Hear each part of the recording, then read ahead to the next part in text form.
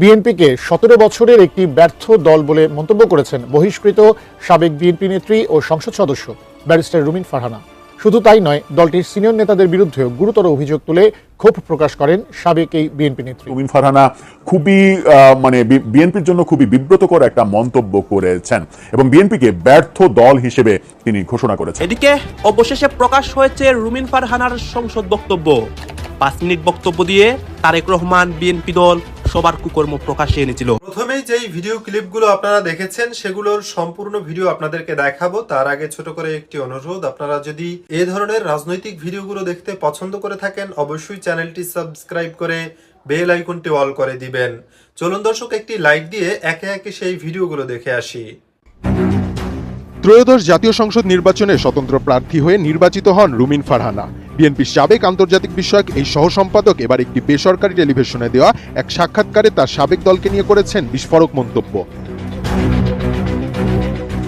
বিএনপির বড় নেতাদের চেয়ে বেশি জনপ্রিয়তার কারণে তিনি দলের ভেতরে টার্গেটে পরিণত হয়েছিলেন, আর এটাই তার বহিষ্কৃত হওয়ার অন্যতম কারণ বলে মনে করেন ব্রাহ্মণবাড়িয়া 2 আসনের স্বতন্ত্র সংসদ সদস্য রুমিন ফারহানা। রুমিন ফারহানা বলেন, বিএনপি চেয়ারপারসন বেগম খালেদা জিয়া অসুস্থতা ও কারাবরণের কারণে খালেদা জিয়া যখন রাজনীতি থেকে ক্রমে দূরে সরতে থাকেন তখন থেকেই তার প্রতি অনেকের বিরূপ মনোভাব তৈরি হচ্ছিল। তিনি বিএনপির নেতৃত্বকে উদ্দেশ্য করে বলেন, বিএনপির নেতৃত্ব তার উপর নাখোশ ছিল, এমনকি তাকে হিংসা পর্যন্ত করত।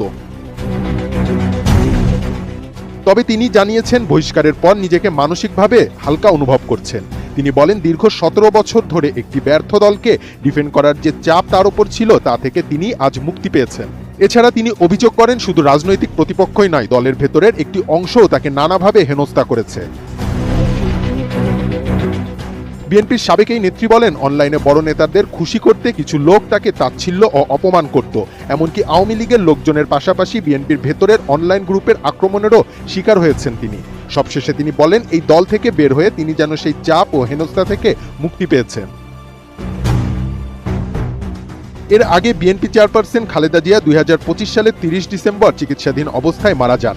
একই দিনে দলের স্থায়ী কমিটির সভায় রুমিন ফারহানাকে বহিষ্কার করা হয়। এরপর তিনি ব্রাহ্মণবাড়িয়া 2 আসন থেকে দলের বিরুদ্ধে প্রার্থী হয়ে নির্বাচনে অংশ নিয়ে জয়লাভ করেছিলেন। দর্শক, স্বতন্ত্র নির্বাচনের কারণে বিএনপি থেকে বহিষ্কৃত হয়েছিলেন বিএনপির আলোচিত নেত্রী রুমিন ফারহানা।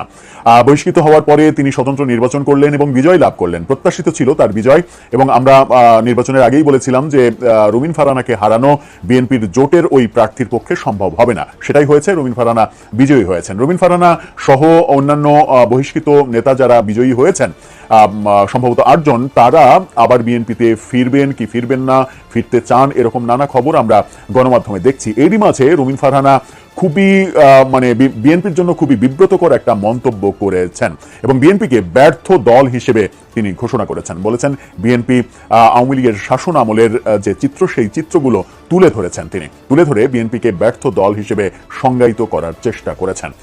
রুমিন ফারহানা যখন বিএনপিকে ব্যর্থ দল বলছেন, তখন তিনি কি আদৌ বিএনপিতে ফিরতে আর চান, নাকি তার গন্তব্য অন্য কোনো দলে হবে? আর বিএনপিতে তিনি ফিরতে চাইলেও এই ধরনের মন্তব্যের পরে বিএনপি কি আবার তাকে ফেরাবে? প্রশ্নগুলো সামনে এসেই যায়। চলুন একটু প্রশ্নগুলোর সমাধান খোঁজার চেষ্টা করি এবং রুমিন ফারহানা কি বলতে চাইলেন বিএনপির সম্পর্কে একটু বোঝার চেষ্টা করি।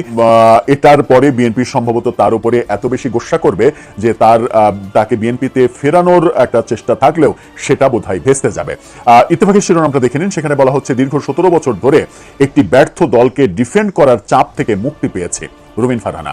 বিএনপিকে ব্যর্থ দল হিসেবে বলেছেন, 17 বছর ধরে এই ব্যর্থ দলকে আমি ডিফেন্ড করেছি, অর্থাৎ এই ব্যর্থ দলের পক্ষে আমি ভয়েস রেজ করেছি। এটা সত্য যে বিএনপির পক্ষে ভয়েস রেজ করার মাত্র যে 2-4 জন মানুষ ছিলেন, তার মধ্যে রুমিন ফারহানা অন্যতম। আর রুমিন ফারহানাকে মনোনয়ন না দেওয়া, এটা বিএনপির জন্য একটা বড় আত্মঘাতী সিদ্ধান্ত ছিল। হতে পারে তারা তাদের রাজনীতি তারা ভালো বুঝেছে, তাদের ব্যাপার, সিদ্ধান্তের ব্যাপার, কিন্তু ওভারঅল আমরা যারা পর্যবেক্ষণ করি তাদের পর্যবেক্ষণে সেটাই মনে হয়েছে যে বিএনপি এইখানে একটা ভুল সিদ্ধান্ত নিয়েছিল। যাই হোক, বিএনপির বড় নেতাদের চেয়ে বেশি জনপ্রিয়তার কারণেই দলের ভেতরে টার্গেটে পরিণত হয়েছিলেন এবং এতেই তার বহিষ্কৃত হওয়ার অন্যতম কারণ বলে মনে করেন ব্রাহ্মণবাড়িয়া 2 আসনের স্বতন্ত্র সংসদ সদস্য রুমিন ফারহানা। বড় নেতাদের চাইতেও জনপ্রিয় হয়ে যাওয়া, এটাই কাল হয়েছিল। এই কারণেই তাকে সরিয়ে দেওয়ার একটা চেষ্টা হয়েছিল বিএনপি নেতাদের পক্ষ থেকে। এরকম ভয়াবহ মন্তব্য তিনি করছেন। তিনি বলেছেন যে বিএনপি চেয়ারপারসন বেগম খালেদা জিয়ার অসুস্থতা ও কারাবরণের কারণে খালেদা জিয়া যখন রাজনীতি থেকে ক্রমে দূরে সরতে থাকেন তখন থেকেই তার প্রতি অনেকের বিরূপ মনোভাব তৈরি হচ্ছিল। যারা আমার উপরে নাখোশ ছিল তারা আমাকে হিংসা করত।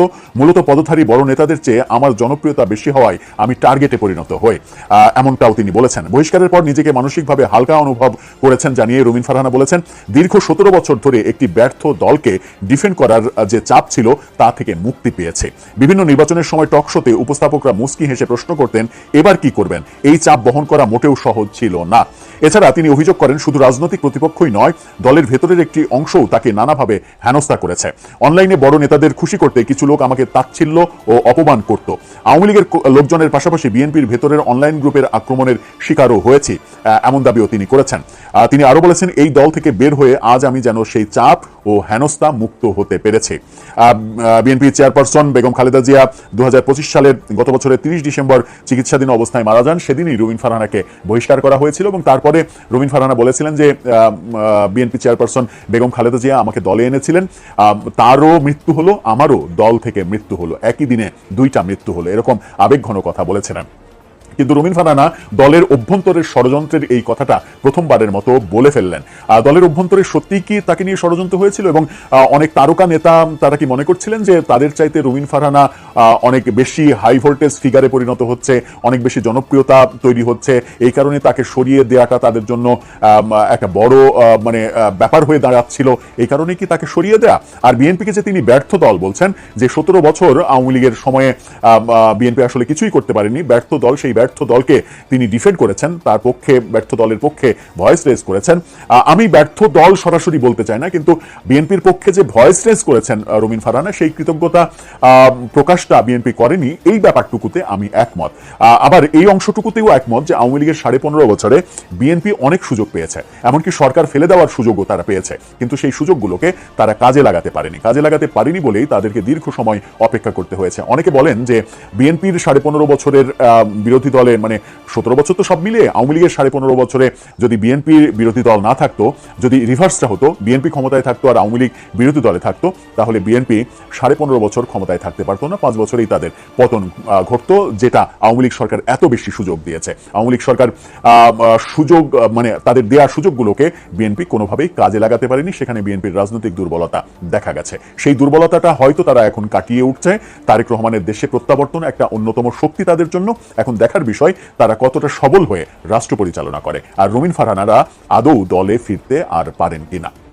এই ভিডিওগুলো দেখছিলেন, এ সম্পর্কে আপনাদের কোনো মতামত থেকে থাকলে অবশ্যই কমেন্টে আপনাদের মন্তব্য লিখে পাঠাবেন। ভিডিও ভালো লাগলে চ্যানেলটি সাবস্ক্রাইব করে বেল আইকনটি অল করে দিতে ভুলবেন না। এবারের মতো এখানেই বিদায় নিচ্ছি, শীঘ্রই দেখা হবে নতুন কোনো ভিডিও নিয়ে। ততক্ষণ সকলে ভালো থাকুন, সুস্থ থাকুন। আসসালামু আলাইকুম ওয়া রাহমাতুল্লাহি ওয়া বারাকাতুহু।